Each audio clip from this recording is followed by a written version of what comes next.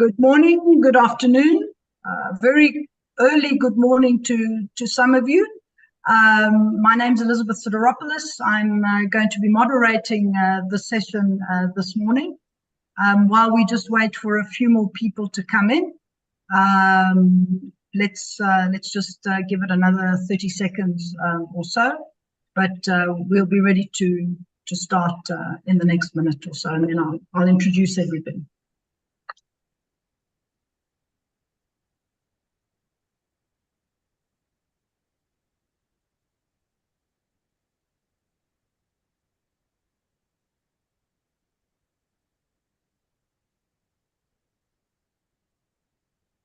Okay, let's get started. So again, good morning to everybody who is joining us from wherever you are in the world. It's really a great pleasure to have you join us here for, I think, what is a very important topic of discussion. It's an issue of the future of the world trading system, and the position of developing countries in it has been a topic of much debate, not just in the last couple of years, but one that has been with us for a long, long time. Some of us who are probably approaching the other side of the hill will remember the much talked about Doha development round, which didn't develop into much at the end of the day.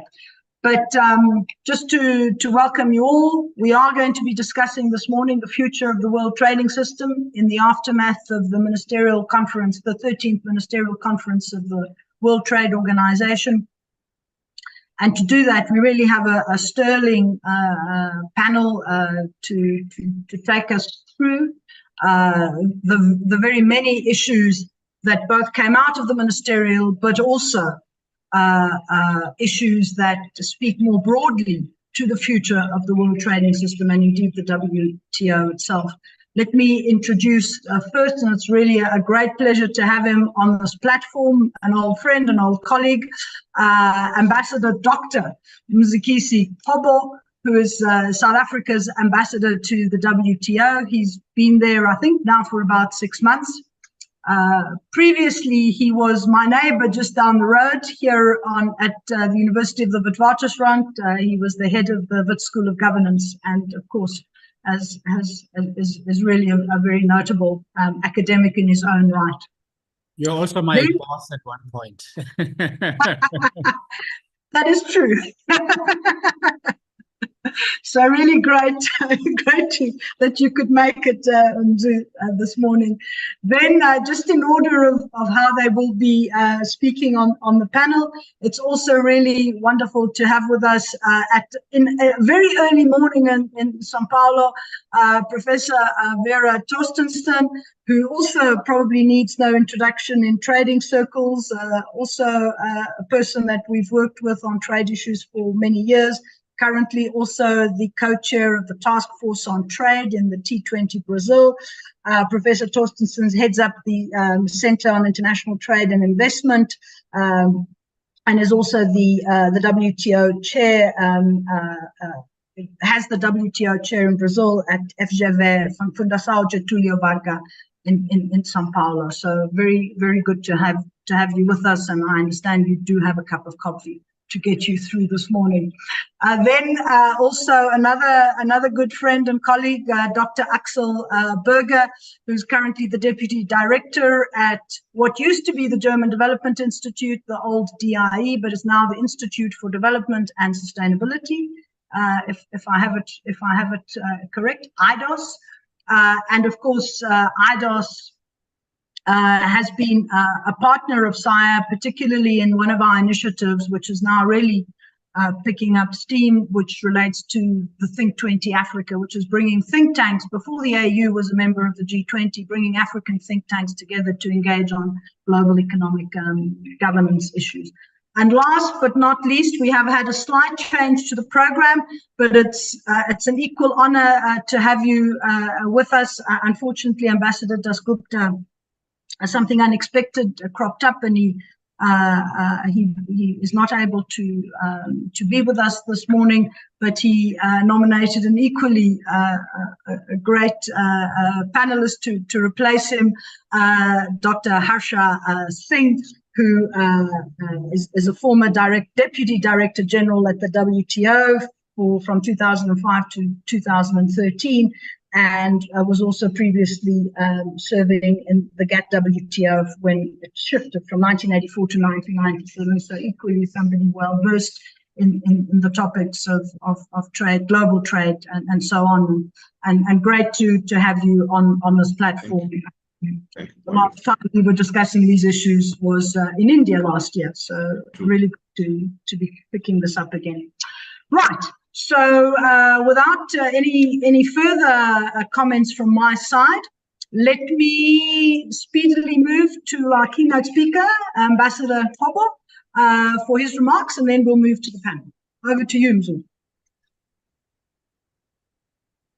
You're muted. We did never get used to this. Thanks to you, Elizabeth, for reaching out. I do look forward to the discussion. For me, also to draw on the expertise around the table. When you are in the thick of things, it's often difficult to see the bigger picture. You only see the trees. The forest is quite flimsy and distant. So I hope that this is going to be a mutual exchange of views. I think many of you who have been dealing with the WTO, the multilateral trading system for several years, would agree that the system has been in a state of inertia for some time. And for several years, the organization has been unable to come to any major decision or outcomes, especially on the mandated negotiations, including agriculture. And over the past 3 decades of the existence of the WTO, there have been some moments of promise. You did allude earlier, Elizabeth, to the Doha development round, which stirred passions about 23 years ago. And at some point, the momentum fizzled. There have also been high points with celebrations of many accessions to the WTO, which is an indicator that countries still see value in the WTO. I am led to believe that I think 4/5 of global trade still takes place through the WTO. And we've had some notable achievements in the form of the agreement on trade facilitation in the recent past. However, by and large, the WTO has fallen short of of expectations. Everyone is unhappy. Some are frustrated at the perceived lack of responsiveness of the WTO to the changing realities of global commerce, the reconfiguration of global supply chains, and the new issues related to environmental concerns. Yet others are silent about its failure to deliver on the development promise. Since the launch of the Doha development round, there's no evidence that the WTO has fulfilled the promise it made to its membership, especially developing countries. I do think also we should look at the broader context of the global economy today, some of the new challenges occasioned by geopolitics, and I'll talk a little bit on this. And before we get to the meat of the Abu Dhabi MC13. It would not be an exaggeration to make an observation that the system does suffer from a trust deficit. And this trust deficit is a product of conflicting expectations about what the WTO should be seized with and what its future should look like. And there are clashes of paradigms over especially reform and development. On the one hand, are those who enunciate the need for reform of the institution to become a lot more responsive to global economic challenges, narrowly defined, including those that are related to climate change.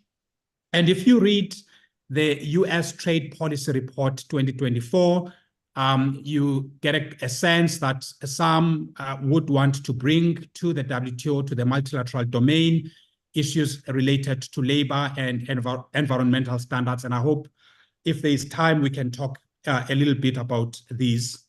Developing countries, on the other hand, especially the Africa Group, have made a case that the important feature of reform is to advance development by addressing both the long-standing challenges faced by developing countries, including those related to special and differential treatment, as well as for the WTO to demonstrate responsiveness to pressing development challenges of the day.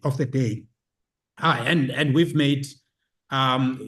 pressed the urgency of providing policy space and flexibilities for developing countries to use industrial policy tools so that they could undertake structural diversification, especially if you look at the African continent.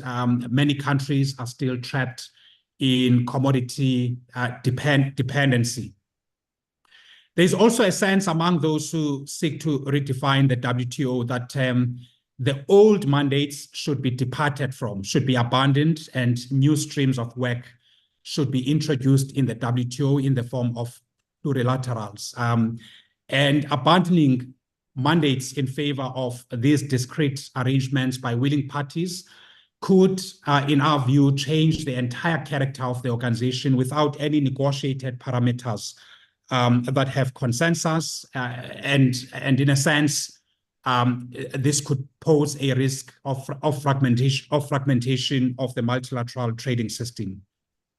So pursuing such directions in an unbounded manner could mean that those issues that are of great importance for many developing countries could be eclipsed in favor of an unclear agenda, at times parochial agenda that may not have direct bearing or relevance to the work of the WTO, and that the case of power. So reform in and of itself is not a bad thing, but when it is unbounded, it could become just about anything, to anyone, dependent on the whims of those who are most powerful at a particular point in time.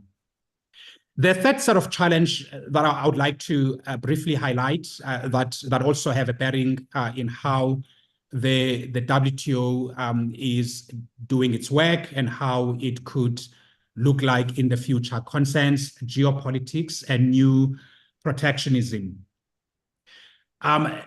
For the past, or since the past 5 years or so, geopolitics have cast a long shadow over the ability of the world trading system to be functional, especially the contestation between China and the US over global economic supremacy. This has accentuated uncertainties about the future and vitality of the WTO.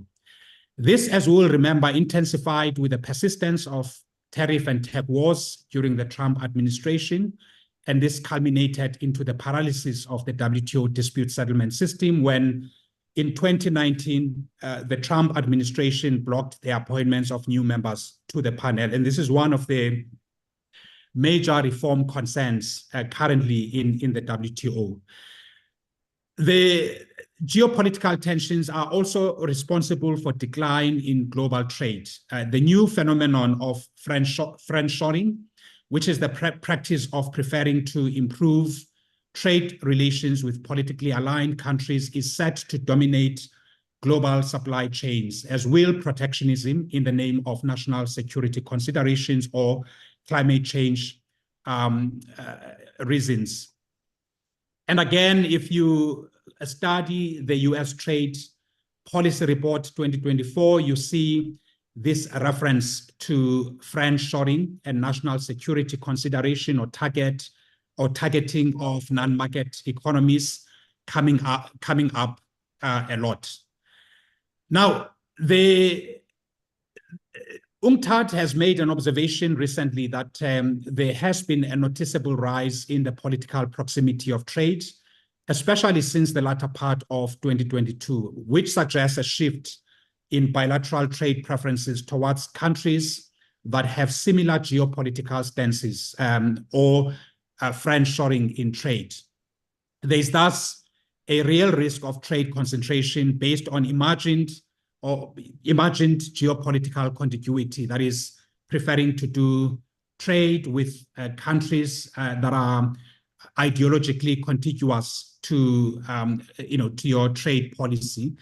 And we'll begin to see this a lot with the amplification of rhetoric on labor standards, on human rights, and on other non-trade considerations that could be brought into the multilateral domain. The grim economic outlook, broadly speaking, makes it even harder for countries of all sizes to make compromises at the multilateral level. And it does compound the trust deficit factor that I referred to earlier. Furthermore, there is currently a backlash or antipathy to trade openness across all countries. It's not a problem of developing countries, but you find it in advanced industrial economies, you find it in France, you find it in Germany, you find it in various capitals of the EU, where there is a trilemma between, what Danny Roderick calls a trilemma, where democracy, national sovereignty, and global economic integration are clashing. They are not mutually, or they are not perceived as mutually compatible, where it is possible to have any two of these three elements, democracy, national sovereignty, and global integration.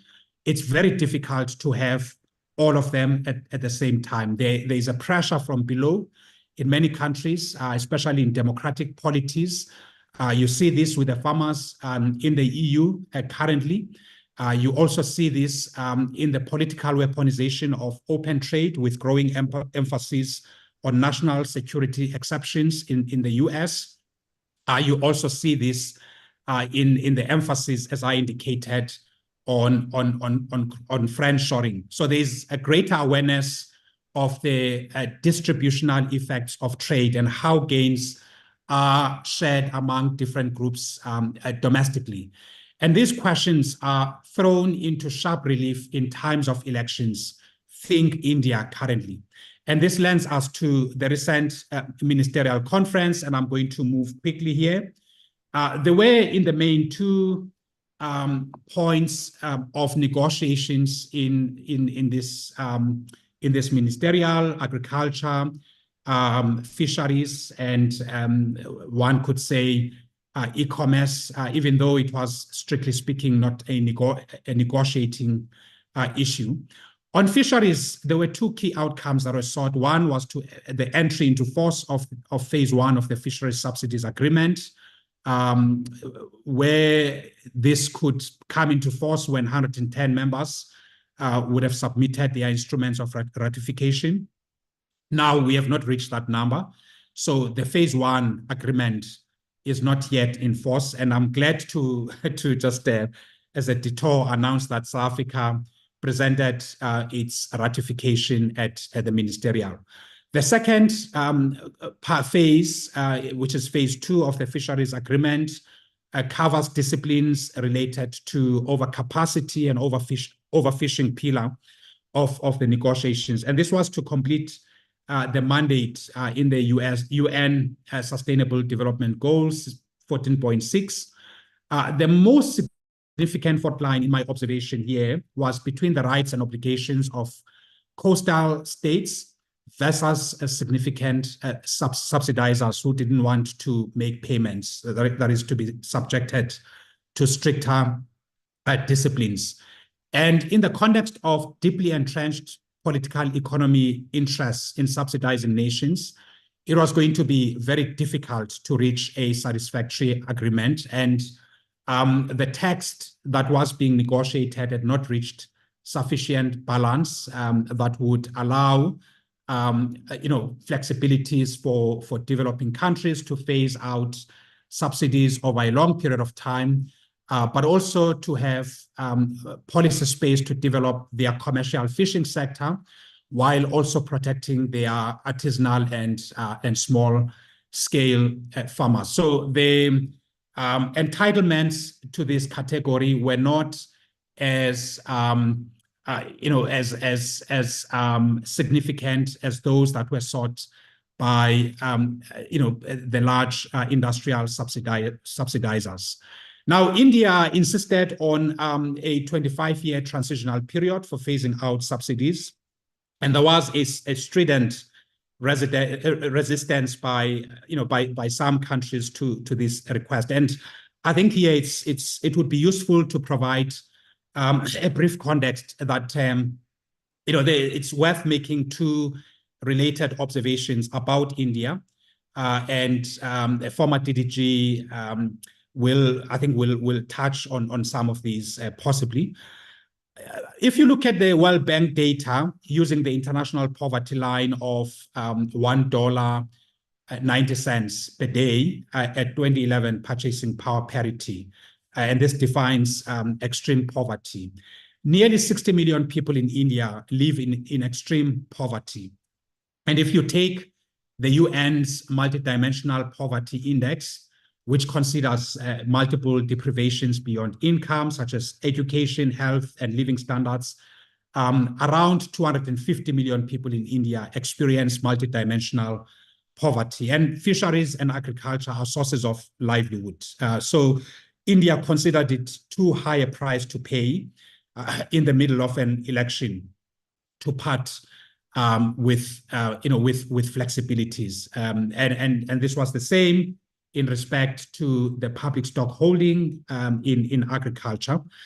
And here in agriculture, the negotiations, I think it was clear from the time we left Geneva to Abu Dhabi that it was going to be very difficult to achieve much because of the lack of compromises or lack of, there was no sufficient narrowing of gaps in the different positions that existed among a range of countries along domestic support, market access and export competition, cotton, and other mandated issues such as public stock holdings and special safeguard measures. So it was clear when we went to MC13 that we were not going to land a credible outcome in MC13, but we're hoping that or expecting that ministers would provide a political direction. And as a result of lack of breathing room or sufficient spaces for flexibilities, and many would have observed that matters really came to a stand over the extension of the Bali peace clause to developing countries. And there was just no room to settle on a compromise.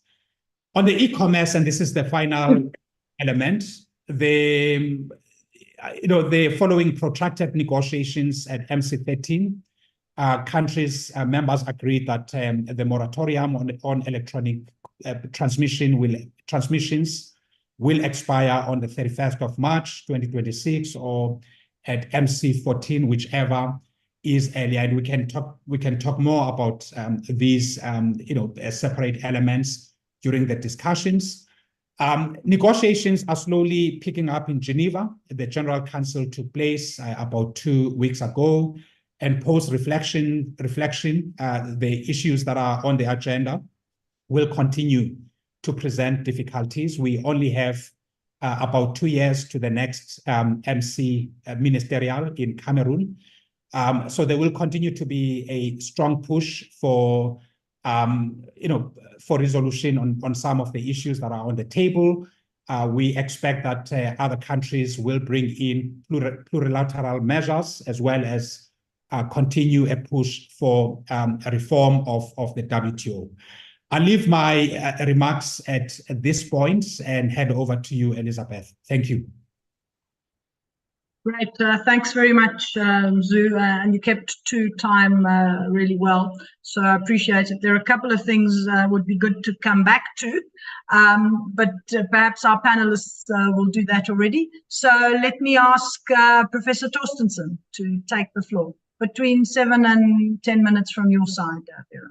Okay, Elizabeth, good morning to everyone. It's a pleasure to see old faces here. Let me tell to the audience that I am old professor, that I lived in Geneva for 20 years. I know all the things that you are listening to, and I will be quite direct to the points. Sorry for this. Now, first point, it's clear that we are living a different world. That our WTO, my WTO, where I spend more than half of my life, must change. First point. Second point, for the ambassadors and for Hasha to tell his ambassador, are you calculating the costs of not having a WTO functioning? You are not doing this. I am going to direct to the point. The cost for India, the cost for South Africa and other countries to block all kinds of negotiations is huge for us, developing countries. I'm from Brazil. What's going on?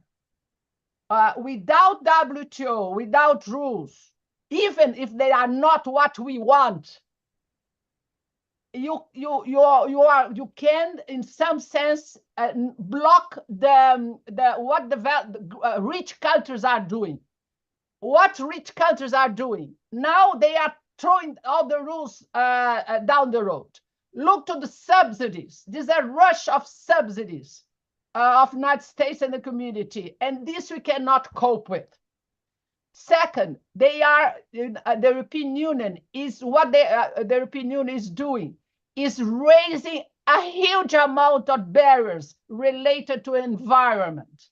This is going to kill the exports from developing countries. On digitals, there is no rules for digitals. The rich country has the power, has the money to convert our world in their dominion. What you have, 5 big enterprises not paying taxes, doing what they want, and completely distorting the way of life, the way we make trade. Okay, now for what's going on. You have big discussions now. Let me go to environment. That's the issue that everybody loves. Do you have an idea how many trade-related measures, environment measures, how much ambassadors, how many trams there are in the WTO file? 18,000, again, 18,000 of trams. Half of them, more than half of them, are TBT, technical barriers to trade. Do you know what the TBT agreement is? You have to prove necessity and non-discrimination. That is, you can do what you want. So you don't have to invent terrible things. You have to go to the old agreements of the WTO and work with this. With environment measure, you do what you want. That's the point. The other point that is important, it is a standardization. I love standards. I am a girl of standards. With the standards, you kill trade of every country. They are, I told you, 18,000 measures related to environment. Even on environment, do you know, I work a lot. I work with UNCTAD with on the voluntary standards, the voluntary sustainability standards. So nice. More than 400 created by private sector without taking care of WTO rules. This is also killing all export of agriculture. What are you discussing in agriculture in Geneva? VSS is killing all the trade because the private sector can do what they want. And now the lovely thing, ESG, environmental sustainability and corporate governance. So nice. Go to the Google files. You are going to see is the accountancy and all the big firms that advisory firms that are going to see if your balance is green. So nice. They do nothing. They know nothing about WTO. What they are doing, 600 standards telling you, the enterprise, what to do, what your ESG. So certainly this is greenwashing. Who is, the question is, and I will stop on this, where you are going to discuss to put order on this mess of standards that is going on. This the barriers created by the standardization environment is killing trade much more than you are doing now. And to finish, okay, in 2008, look, Ambassador, Mr. Hash, in 2008, India arrived in the WTO. I was there. And saying what? No, stop the route because my election, I want an election to win. What happened? The Minister of India lost the election that time in his region, and now we have what? We don't have a Doha, nothing. So my last point is the following. You forget about the old organization instead of hard agreements. And this is for the lawyers. The lawyers are killing the WTO because, look, I was there. I was in negotiation rooms for 20 years. No ambassadors could agree with anything because of the hard law of treaties. Okay, put the treaties aside. Let us go to guidelines. In this world of geoeconomics, we need guidelines. Can we discuss this? Can we say, look, this is the way, and let us, for the future, to discuss hard law again? Because you have no hard law, you have no guidelines. Rich countries are doing what they want. The poor countries, because SNG, sorry, Ambassador, I was there in 1995 talking about SNGs. Can you think a little bit? You don't have to invent the road. Look, you go to the subsidies agreement, discuss green subsidies. Everything is there. Go to the TBT, discuss in the annex what are the standards you need. Go to the digital and really put rules on this, because digital is, come on, with a platform, you can do what you want. It's killing. The invasion of products from China in Brazil is killing the textile industry because they are not paying tax. Yes, Elizabeth. If you you import a piece of clothes, you don't have to pay taxes. Come on. And then you have millions of imports. This is illicit trade. So there are important things to do. And now, and finish with a positive way. Ambassador, the point is, tell me in a month, what is the cost? Are you calculating the cost? And you and Harsha, a homework for you. Calculate me the costs of blocking the WTO without accepting that you want to because of political reasons, you cannot accept plurilaterals. Since 2000, more than this, 2000, we talk about plurilaterals. And look at the facilitation agreement. Everything is there. You put what you want, all the S&G in the middle of the agreement, the facilitation, and then everybody can accept it. That's the point. Be flexible in the what you want. Forget about hard law. That's what's killing the WTO.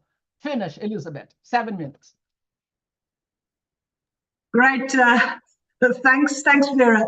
I think everybody is now fully awake and keen to engage. I think a number of points there, particularly around plurilaterals and green issues, green trade, which it would be really good to have the other panelists pick up on, and certainly Zu and Harsha, given the position that both South Africa and India take generally on plurilaterals, and certainly that this was also apparent in the discussions. I suppose in the MC13. I mean, the key challenge here is how do you rebuild trust in the WTO while this other train of plurilaterals is moving, because the WTO has basically been paralyzed. And I suppose, and that's the dilemma of how you manage to not be forced into particular agreements that you haven't really been part of, and thus, in a sense, also help to fragment the WTO further. But anyway, let's so just some thoughts there. Dr. Axel Burger, over to you. Thank you very much, Elizabeth. Thank you very much to Saya for bringing us together. And it's a really challenging position I'm now after the very thoughtful presentation by Ambassador Kobo and obviously the very powerful talk by Professor Torstensen.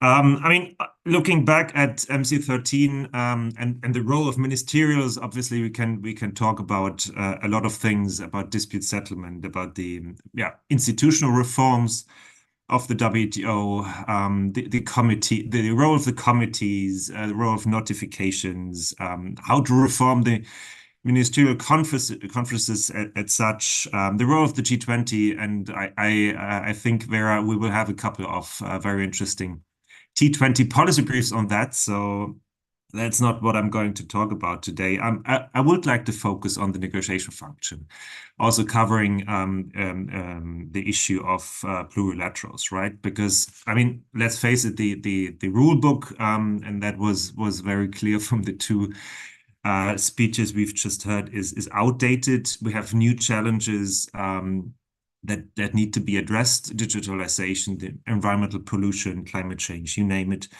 And obviously the multilateral approach is not fit for purpose, right, anymore. At least not on all issues that we are discussing. So there's the issue of plurilaterals, and I'd like to call it open plurilaterals, right? Because we have some plurilaterals already in the WTO system. It's nothing new, right? Plurilateral negotiations were going on in the WTO or in the GATT system since ages. That's nothing new. But there are some closed plurilaterals like the I forgot the word, government procurement agreement, but there are also open plurilaterals, and that's what I would like to focus on, which are open to join and which are based on the MFN principle, right? It creates only binding commitments for those who have signed the agreement, but they may also produce co-benefits for non-signatories, open plurilaterals.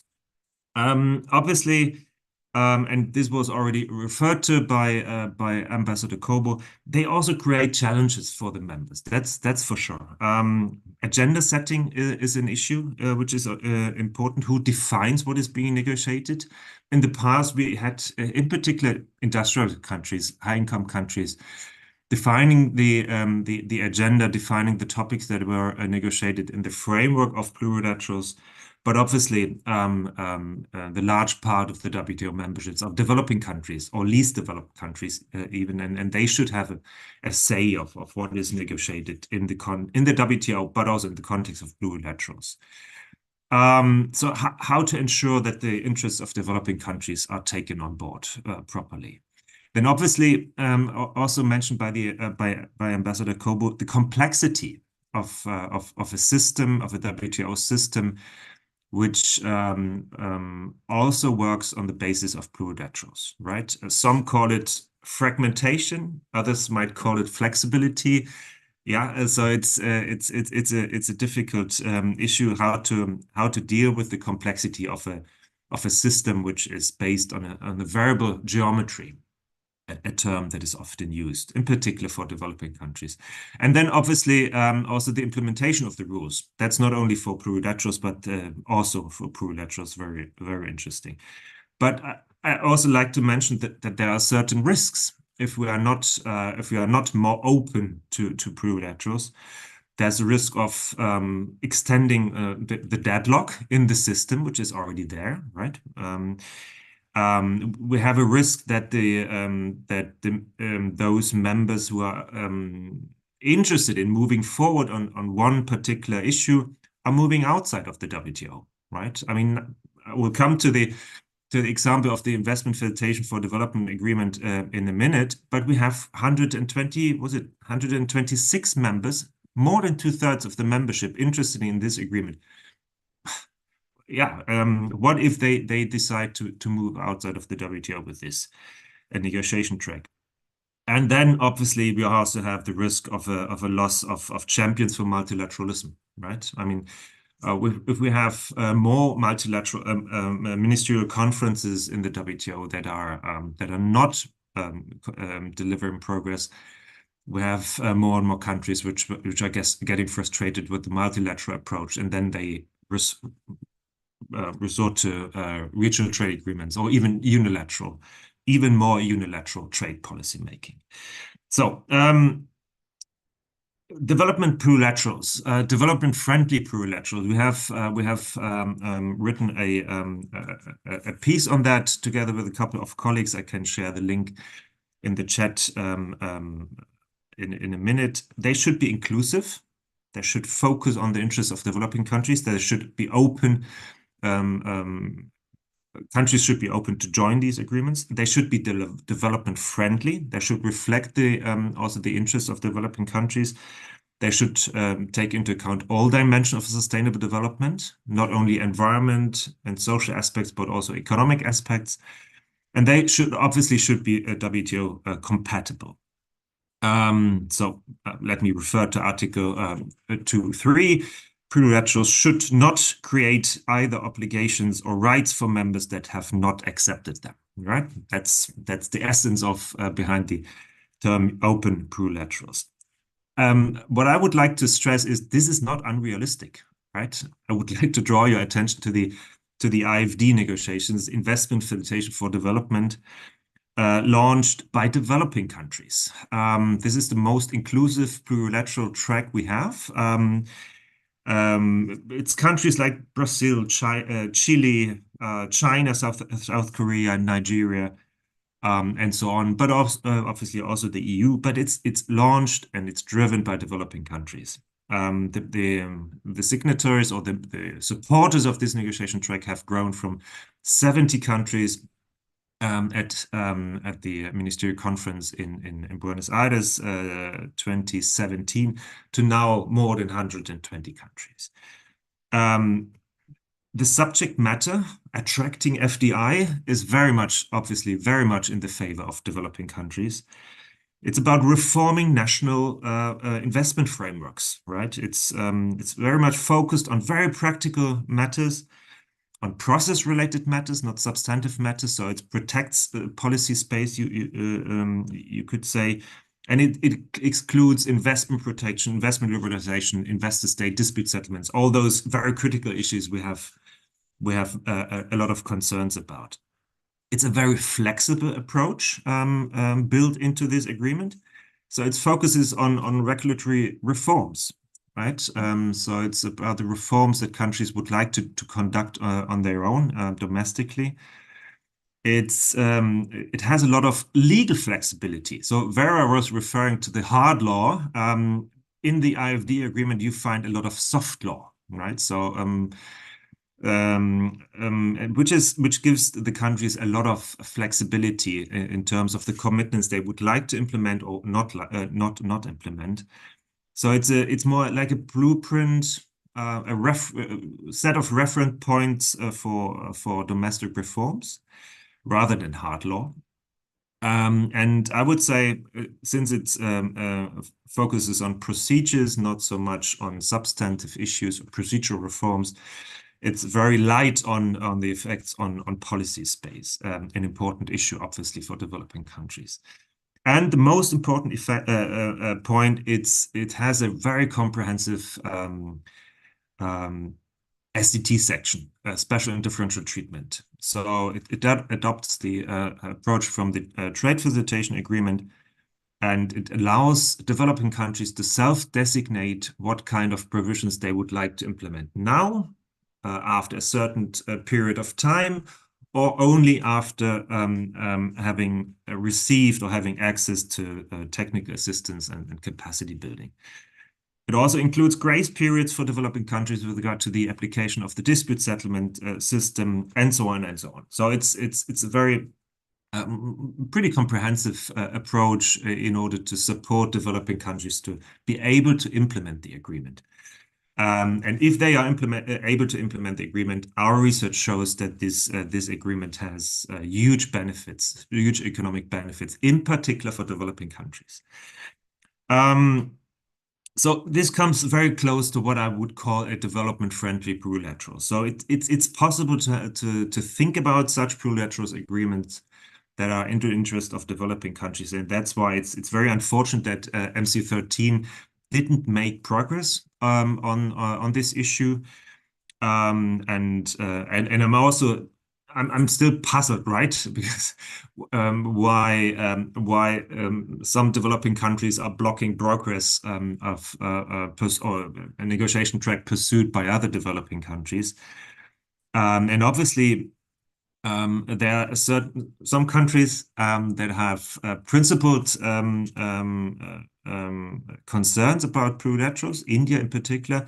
There are other countries that have more substantive concerns, South Africa, Turkey, to name some. And I would say there's a strong need for more discussions on plurilaterals, right? On the benefits, on the challenges, on the risks, obviously. They should happen in Geneva, obviously, but they can also happen in the G20.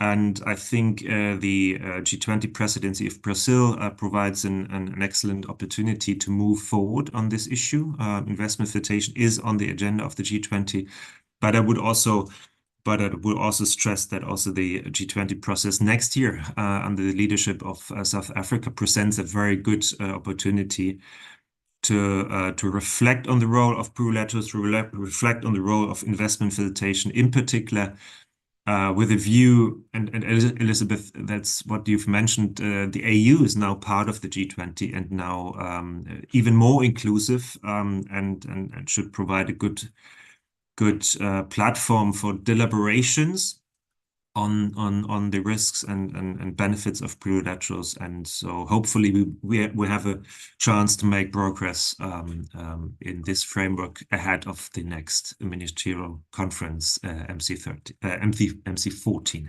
Okay, Elizabeth, back to you. Thank you very much. Great, thanks very much, Axel. Also useful to hear about the investment facilitation for development, plurilateral. Perhaps we can also pick that up after all the panelists have had made their input. Over to you, Dr. Singh.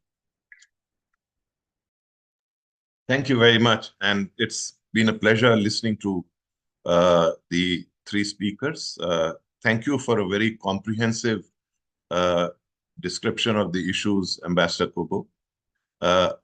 Vera, thank you for bringing out in very stark words the thoughts which you think are important. And also, Axel, the issue of IFDA, where you've talked about plurilaterals in general. I think the first thing I want to take into account is what Ambassador Kobo mentioned in terms of a trust deficit. Now, trust deficit is a concept, but what is the country which has that trust deficit afraid of? What is that country emphasizing, which it feels the action of another country will actually violate or move away from? That is the starting point of understanding where the problem is. I'll just take the words of Vera, where she asked me and Ambassador Kobo to calculate the costs of blocking. And just after making that statement, she then talked about what the rich countries are doing, which is actually implementing policies which are violating the WTO, in her own words. So what one has to see is not the action per se, but what is the reason for that action. And if you feel some of the actions in the context of a multilateral organization or institution will result in a breakdown of the very same multilateralism. MFN. Axel, you talked about MFN. I'll come to address your point also. So if there is an effort that you will weaken the nature of this organization in terms of inclusiveness, in terms of MFN, and if you don't join me, then I will weaken it. Otherwise, you join me so that I carry you with me, and then you have to be subject to the rules of conduct, which I am trying to decide, which you are uncomfortable with, but just to keep it multilateral, you must join me. I mean, this is a very strange situation to be in, because those who are moving with large initiatives, they create kind of situations where it's you have to agree with everything, or if there are problems which you have, and they are problems to me in the sense I actually need certain actions as part of the agreement, which will create problems for you, what kind of solution am I willing to give in that context? So I think what Vera ended with, soft laws, for example, those are the kind of things we should, there are two aspects of WTO. One is the bodies of WTO. There's still a lot of substantive work going on there. We are focusing mainly on negotiations. WTO is not just negotiations, but if negotiations keep failing, ultimately this organization will fail. That is the problem. So, but how do you build that negotiation? Axel, you talked about developing countries deciding which of the provisions to actually accept. It's something like the telecom reference paper of old, where there were some regulatory principles there. You decide which ones you would accept. And basically, those are the kind of flexibilities. You can start with soft law, you can start with guidelines, which at least start building the system. And then you find ways in which, I think of it as concentric circles. Suppose there is an agreement which is being negotiated. There are certain provisions which would be okay for everybody. That's in the innermost circle. Certain provisions which will not be okay for everybody, but then with some effort, you could get solutions. That's the second circle. And just for sake of description, the third circle is, which is very difficult. That's, so what we can actually come up with a solution if everybody has that mindset of a solution and the willingness to continue with a multilateral system's fundamental principles. Vera, in a lot of what you talked about, they will adversely affect the fundamental principles. What you said is the cost of developing countries. You didn't ask them to value what is the cost. You only asked a few countries to value it, two, in fact. So that's not being fair. If there is a problem, the problem is due to everybody's actions. But my point is, why is the problem there?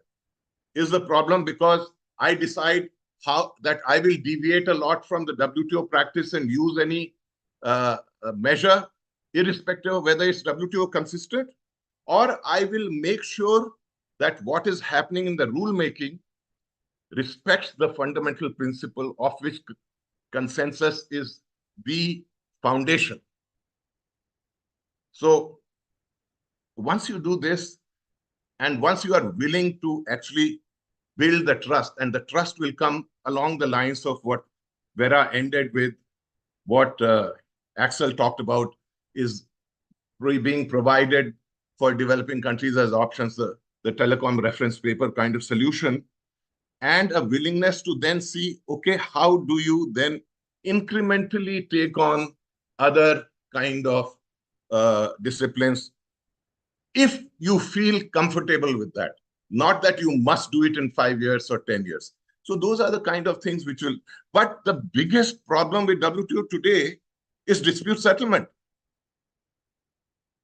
Has anybody calculated the cost of that? Vera, you didn't talk about that.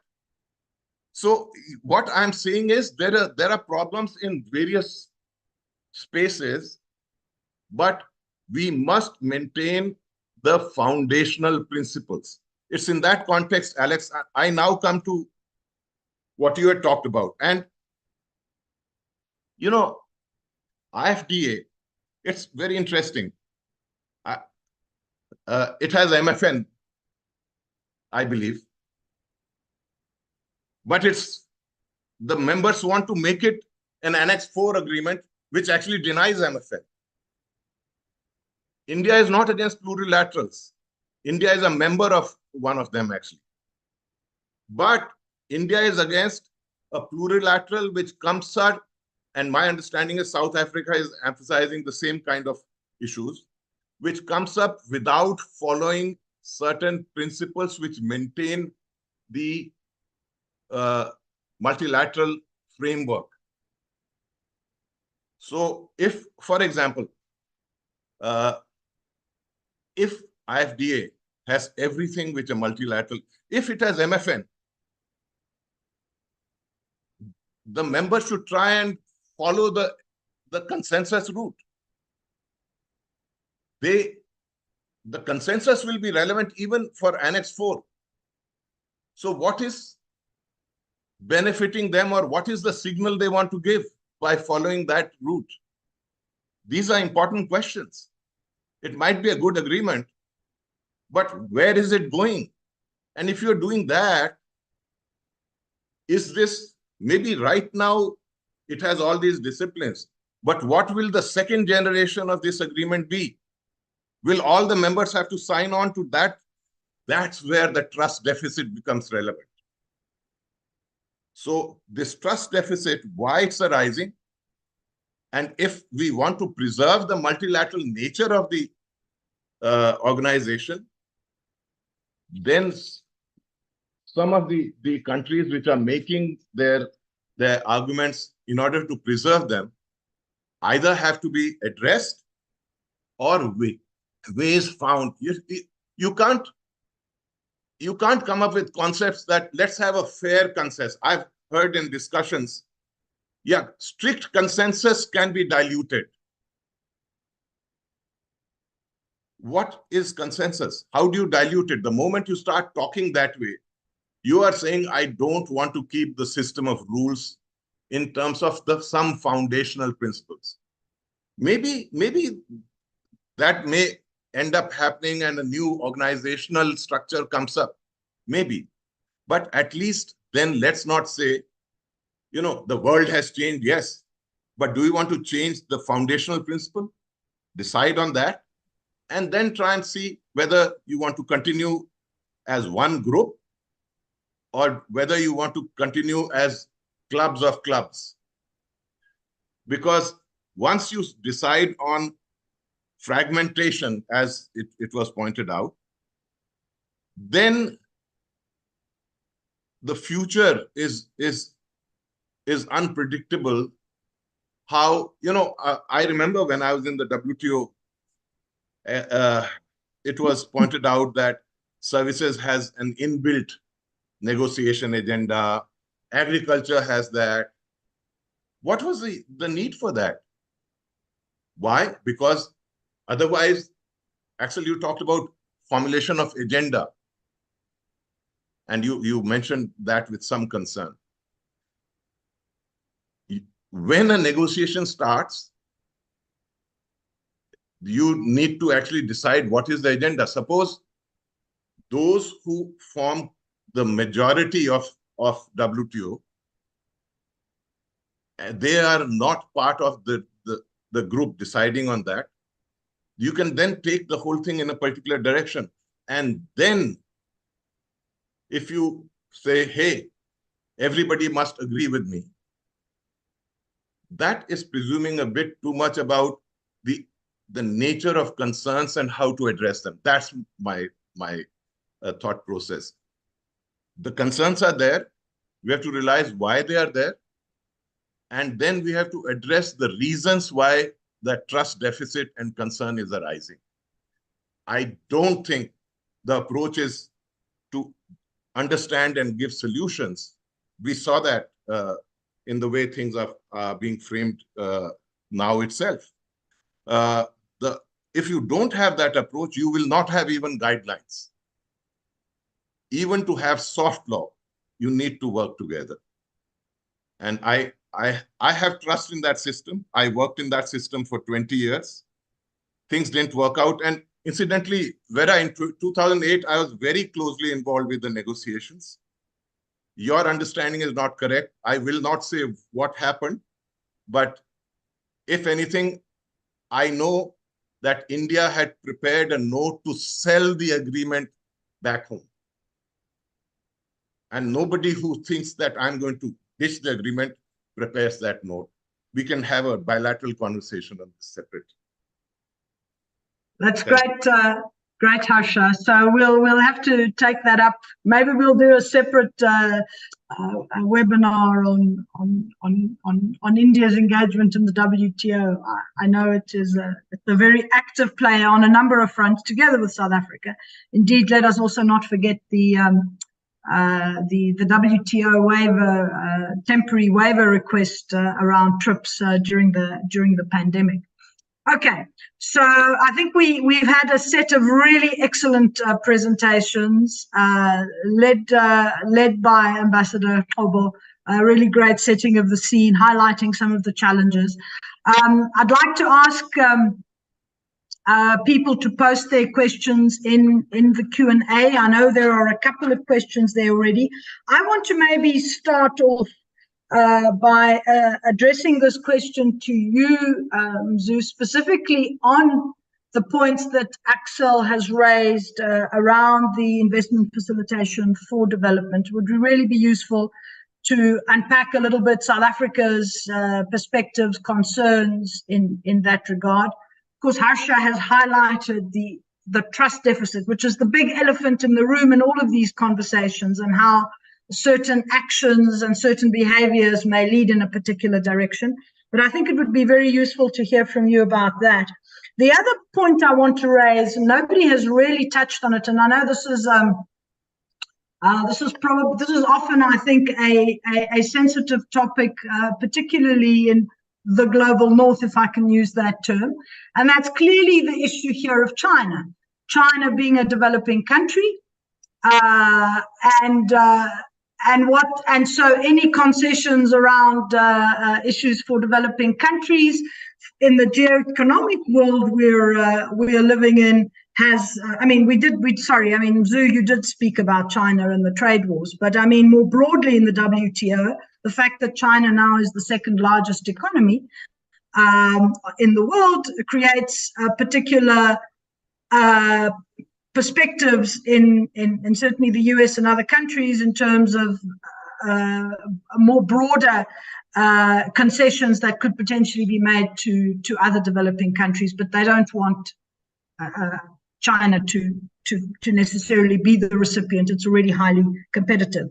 So I'd like to pose that question, and maybe again, because I don't want everybody to be answering everything, but perhaps there, let me ask you, Axel and maybe Vera to come in on that point. Let's take those two questions, and then I'll also pick up the questions in the chat box once I've had a chance to look at them properly. Sure, thanks. Maybe very quickly on the China issue. China has been very clear that when it comes to exercising its right as a developing country, it would take a pragmatic approach. It would not stand in the way of other developing countries, and that, in fact, it would make a contribution. But what it doesn't want is to make that standpoint a priority before you enter into any serious negotiations, and put concessions on the table. So that's China has been consistent on this. So it's a red herring that China use as a stumbling block. Even when China has clearly signaled that it wouldn't, seek to access benefits, there is a strident opposition to issues of interest to developing countries. I led the negotiations on behalf of the G90 on technical barriers to trade and sanitary and phytosanitary measures on the application of a special and differential treatment on those two. There was just no appetite to give even the most minimal of concessions, such as extending consultation periods, allowing developing countries more time to comment on the measures. I can give many examples on the accessions of least developed countries. They asked for 6 years grace period. Developed members would only give them 24 months, and out of a fictional compromise, agreed to 3 years. So, the China story is a red herring. The IFD. Now, I have to be careful not to say a lot on this because we are still in the negotiating mode with the proponents of the IFD, and I wouldn't want to negotiate with them through Zoom, but there are a couple of things that I will say here. One is that no doubt there are stalemates in the WTO, and this has been the case for many years. Now, if you as a member-driven organization are bound by a social contract about how you deal with regulatory rules on global commerce, find it difficult to resolve these. You do everything possible to remove the obstacles, almost like in a household. If you having difficulties in resolving issues in the household, you don't say, well, let's go and explore outside multiple streams, and these would provide antidote for our familial challenges. And this is what is happening here, because there are no boundaries created in how plurilaterals ought to be incorporated into the WTO. What are the limitations and delimitations? And also consider the risks, not only the benefits, because when these multiply, they may create their own problems. Just a few of factual issues. Plurilaterals as an Annex 4 agreement are a new terrain in the WTO. Those that were incorporated, these were in GATS. Those that were incorporated into the WTO were incorporated by way of consensus. They were carried from the Uruguay round, and this is the agreement on trade in civil aircraft, agreement on government procurement, and they were incorporated by consensus. The financial services and telecoms plurilaterals were mandated. So one could go back and forth, but this is not the point. There is no permanence in what is excluded, what can be excluded and not excluded in the WTO. And I think South Africa and India have shown flexibility for the first time in the WTO history that these have come under discussions in the General Council. So it's not. This is not a foreclosure of a permanent exclusion in the future. So I don't want to get into this terrain because we are in this exchange of views. So And just really finally, Elizabeth, on Dr. Ivan Mayer's question on the chat, there is a conversation about how the WTO responds to the new environmental challenges. The Director General is championing this, and I think the WTO should respond to these questions, also to discipline some of the unilateral measures, such as the carbon border adjustment measures applied by the EU, and which will create significant investment and trade competitiveness disadvantage for those countries that don't have a fiscal space to create the requisite public infrastructure to promote green industrialization. So, I mean, all of these would require a separate, a webinar to fully explore. Thanks. Just on that point, if I can come back, Zu, there is a question here in the chat which says, and thanks for answering Dr. Mayer's question, what is the WTO position on and South Africa's position on the CBAM? I think we know South Africa's position on the CBAM. WTO position, if I'm correct, well, certainly the EU is saying that the CBAM is WTO compliant. I'll ask you, and then I'll also ask Axel to come in on that. But could you just briefly... The EU says it's WTO compliant, and it says that this is not a trade measure, it's an environmental measure. We disagree. We believe that this is a protectionist instrument, and we have received advice that this, it's dubious that this is WTO compliant. It's far from it. So it is yet to be tested. And back to Dr. Harsha's point, the major reform issue in the WTO should be the resolution of the dispute settlement system, which is in a state of paralysis, because it would give, I think, it would shed light on many of these new complexities, but it's debatable that the CBAM is WTO compliant, and WTO's views are well known on this. Thanks. Great, thanks, Mzu. Let me move on to Axel and then Vera, and then there are a couple of questions also for Harsha, but I'll bring those in the next round. If you can be, we've got another 16, 17 minutes, but let's try to get a few more questions in. So if you can be, run a tight ship. Thank you very much. I think, Elizabeth, you wanted to let me talk about CBAM, which I will do very briefly because I'm not a lawyer. It's a highly complex issue. I wouldn't go so far to say that the ambition or the objective behind this initiative is green protectionism. I think quite the opposite. I think the idea here is really to kind of strike the balance between having very strong environmental and climate-related regulations within the EU, and then make sure that this does not lead to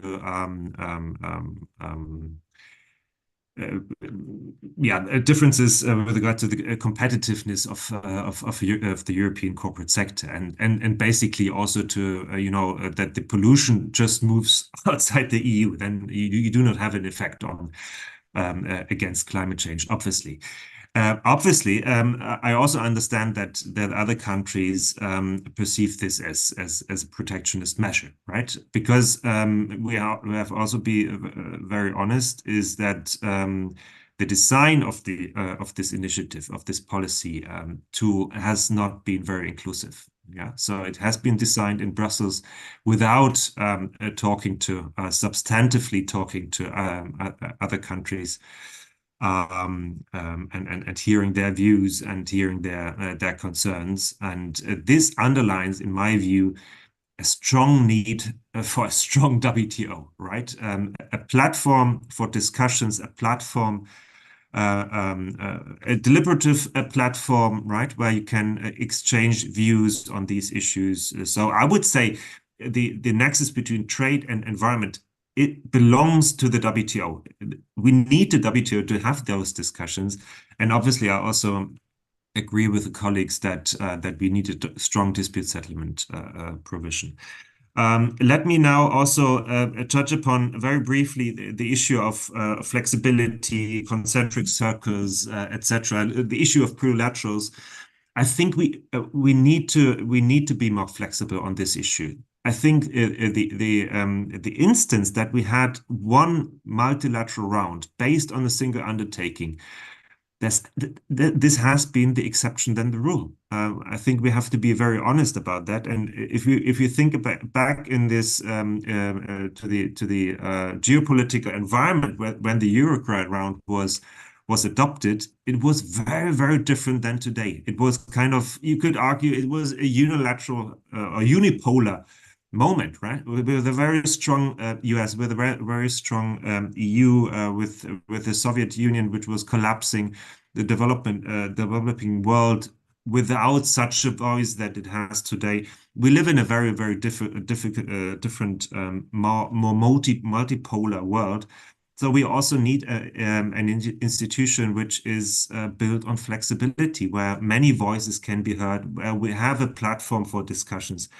And so that's why I would strongly argue in having more flexibility in the system and not trying to stick to this old negotiation principle of let's put everything on the table and we are only able to negotiate if we agree about everything. So I think this won't come back. We need more flexibility.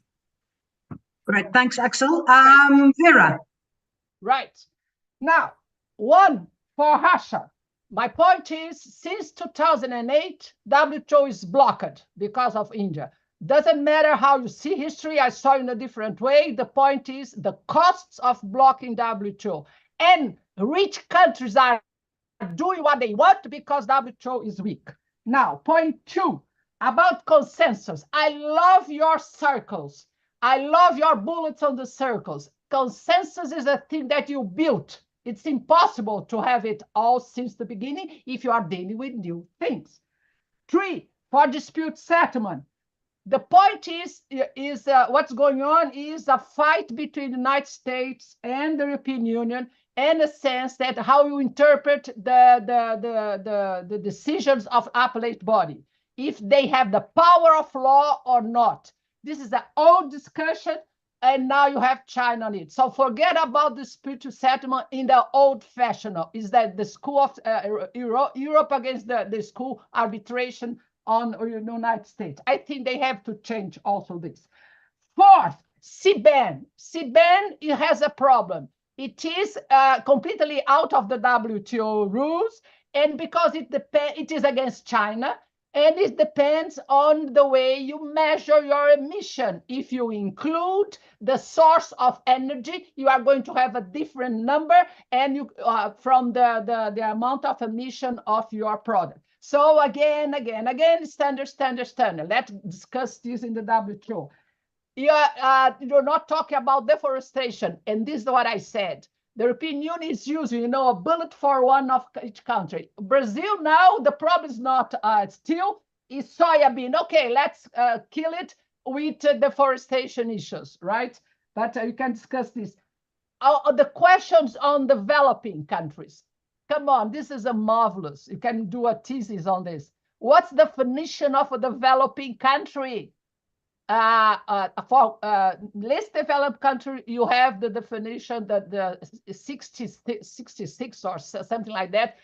Countries, you have a basket of indicators, and the World Bank decided if it is or not a developing countries. For the others, is a self-nominated issue. So what is a developing country? Nobody knows. I spent half of my life in Geneva discussing this. No way to get out of this.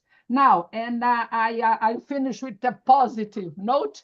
I think that we can go ahead with India can ask what they want in this concept of Russia, of the building and saying what India wants in each of these plurilateral agreements.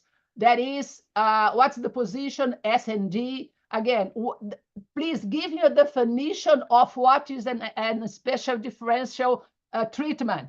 It is more space on where? In trips, easy. On trims, easy, because everybody is doing local content that is against the rules of WTO. So let us build this plurilateral, that is build consensus in each of these bilaterals.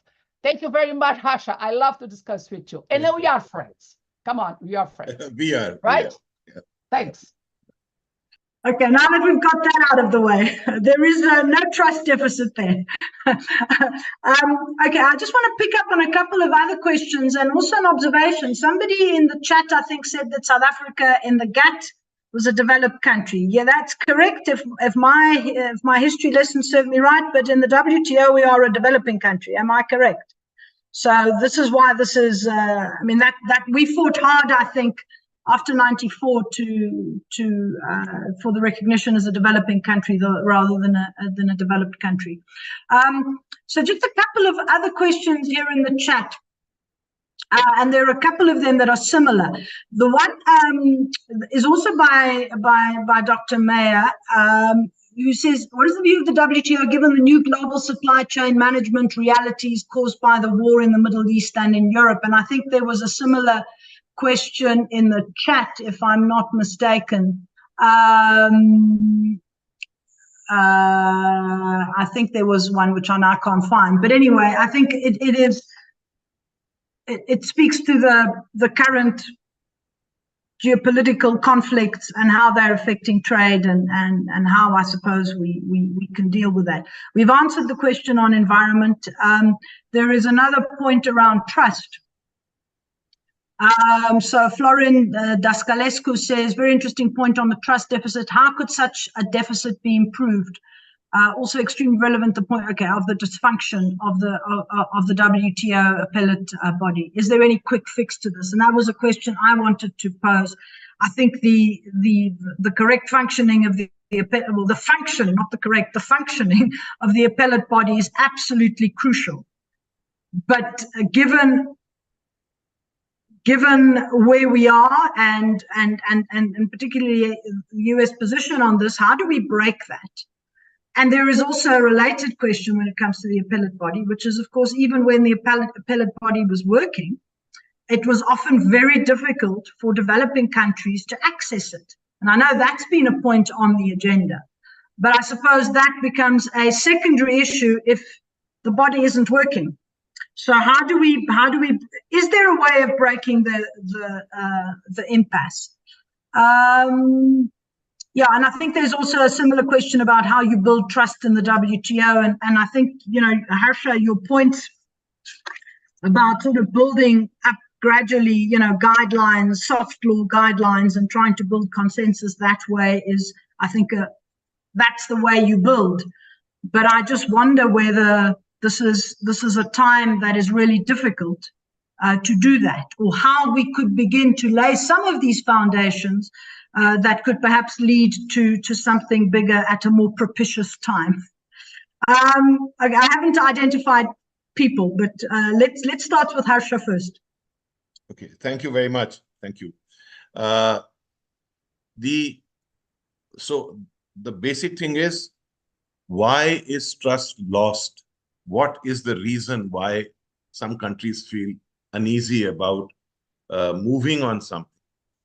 So if there is a topic, which topic doesn't have market access issues, for example, but suppose a country feels that in the WTO, nobody brings anything without a market access perspective in the medium term. So they, instead of facing that in the medium term, they start building barriers in the near term itself. So because the view is, this is the thin edge of the wedge, it will just build to something else. So there are solutions to that, some kind. Suppose whatever is negotiated, when it is finally put in the process for acceptance, there is also a decision that this will be a self-contained thing, and no member will be expected to be part of any other subsequent version of this. ITA and ITA2 are clear examples of that. Second, everybody talks about, even very well-intentioned people talk about the need for flexibility by all. But then when they say all, they are talking about others, not me. So Axel, I'll take your point that on plurilaterals, there is a need to be flexible. But are you expecting people to be flexible on the foundational principle that the rules of the multilateral system will change through consensus? Is that the flexibility you're seeking? Because if that is what you're seeking, then you're saying, I want to change fundamentally the way the multilateral system is designed. And there will be others who say, no, this is a foundational principle. This is what defines the multilateral. You can be flexible during negotiations. You can be flexible in various ways, as Ambassador Kobo has pointed out. He's in negotiations. I mean, people are talking. It's not as if they are not talking. They are showing flexibilities. But one has to draw a line, flexibilities in what issues? On dispute settlement, appellate body, Vera said that things have changed. Now it won't be the same. Why not? Because somebody is not showing flexibility. It's a negotiating issue, not an institutional issue. That one has to differentiate between these two things. On the global supply chain, can you just repeat the question once? Because yes, hold on a minute. So on the global supply chains, it was saying, what is the view of the WTO specifically? I know you're not speaking for the WTO, but given the new global supply chain management realities caused by the conflict, by the wars in Ukraine and the whole issue of trade facilitation came because of the focus on global supply chains. Because in global supply chains, the competitiveness is defined in terms of three criteria. One is cost of production. One is quick turnaround of a product imported and exported. And third is having consistent quality standards across the chain. That's the standards issue which Vera talks about. WTO has mechanisms to address all these things. But what is needed in the supply chain is not just these kind of aspects, but also an assessment of where in real time is a risk and what are the options if a problem arises in that particular part of the chain. And there are solutions which are being developed to that. And what WTO has also got is a whole setup of data, information, tools available to members. Perhaps these tools which are coming up could be brought there. And these issues, related to global value chains. Global value chains are coordination domestically between different parts of government. WTO doesn't need to actually do that. All it can do is you will actually make sure that things in the chain move quickly. All that has happened. Whatever more is needed could happen there. And a leaf can be taken out from FTAs also, what's happening there. And that's where the expansion of WTO could work out as a solution-oriented tool. So that's the way I see it. Great. Thanks, Harsha. Let's move to Vera, then Axel, and then Zoo, you can bring us all to a close. Okay, Vera? last word. Yes, last word. A friend of mine sent me an email asking, Vera, what did you take for breakfast?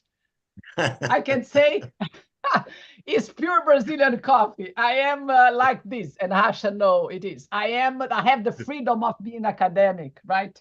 Harsha, and for everybody, the positive note is, don't say that WTO is killed. It's not.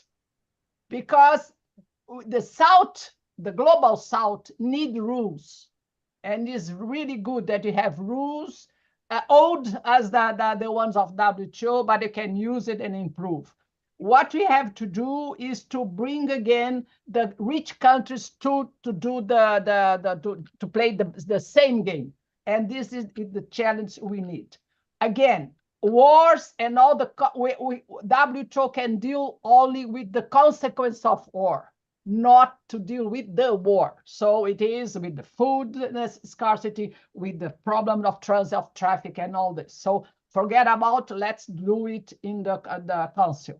And again, my last word is please invite everybody to follow what's going on in the G20 and T20, because we are really doing a good work on this. And we have the papers now. We are going to disseminate the paper and going to start having a lot of conference to be together.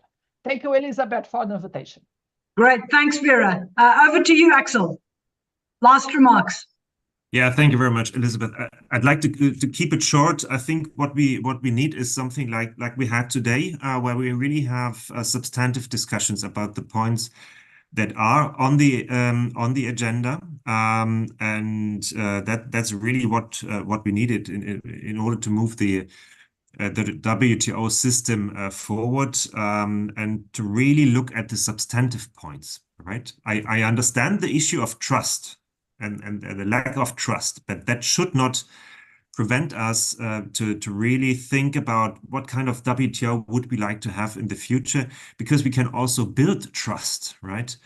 And obviously a lot of concerns are addressed to the US and its position on dispute settlement, which I share. A lot of concerns are related to the power of the EU to set standards unilaterally. I also share these concerns, right? But then I do not really understand what this lack of trust has to do with the IFD agreement, right? I mean, it's developing countries discussing with developing countries. I mean, where's the issue of a lack of trust there? We really should try to make progress where we can, and also use for example, the integration of the IFD agreement. Let's use it as a blueprint for future IFD, for future plurilaterals, right? It would be the perfect blueprint of a development-friendly plurilateral. Okay, let's stop it here, and I really thank you, Elizabeth and Saya, for bringing us together. It was an excellent discussion. Great, thanks, Axel. So we're gonna take a rain check on some of the ideas. Over to you, Mzu. Yeah, I'll pick up the points Axel has made with him bilaterally, and hope we can, have more light on some of these issues. Just perhaps to start from the idea that the world back in the conclusion of the Uruguay round was far more frightening than it is today, or rather, the factor of unipolarity was the major current to drive a conclusion. I think at the time, I mean, this is I suppose a philosophical point, really, more than anything. At the time, the unipolarity was not taken for granted. It was not a settled issue. The world was was highly polarized, not just between the West and the East, but commercially between Europe, Germany in particular, the US, and Japan. So there was a great deal of unhappiness in the US, especially about Germany's and West Germany's and Japan's rising competitiveness and eating up the US launch on television, other electronics, semiconductors in the case of Japan. So it was a very tense period, but that is for another time. I mean, I'd like to conclude it at I do think Axel makes really good points in especially the thrust on the need for to think more seriously about how we make decisions at the WTO, to think about the costs of non-decision, which is the point Vera made, to find different ways of tackling questions around consensus, but all that I'm saying is that you do need this to be bounded. You need you need to put hedges around how you open up these streams. Otherwise, they will come back to bite again. And finally, I think the WTO has a far bigger role than it's currently exercising in responding to, yes, climate change concerns, the shifting trends in global commerce, as well as developmental challenges that have become a lot more fraught than they were in the past. Even the US Trade Policy Report 2024 questions whether the WTO has responded sufficiently in improving standards of living. I mean, if an advanced industrial economy raised those questions, how much more for developing countries? And perhaps the last point on the reform of the dispute settlement system, this is still ongoing, and the US has been very engaged in this process.